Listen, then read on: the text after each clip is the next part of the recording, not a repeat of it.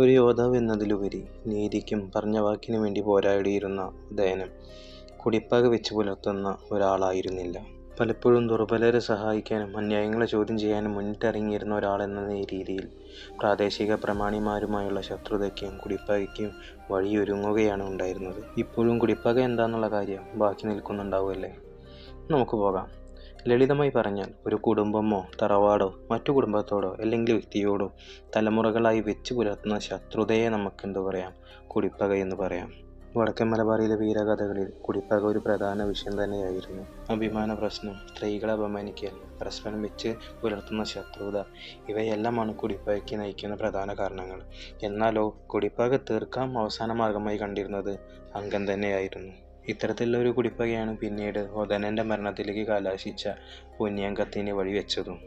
ഇന്നത്തെ ചോദ്യം നമ്മുടെ മുത്തശ്ശിമാരോടാണ്. ഇത്രയും വീരശൂര പരാക്രമിയായ ഉദയനനെ മരണത്തിലേക്ക് തള്ളിയിട്ട ആ ചതി അതെന്തായിരുന്നു? എന്തായാലും ഇന്നത്തെ കഥ ഞാൻ ഇവിടെ നിർത്തുവാണ്. ഇനി ഇതുപോലെ നിങ്ങൾ അറിയാൻ ആഗ്രഹിക്കുന്ന മറ്റെന്തെങ്കിലും കാര്യങ്ങളും ഉണ്ടെങ്കിൽ താഴെ പറഞ്ഞാൽ മതി, നമുക്കതിലൂടെയും കടന്നു പോകാം.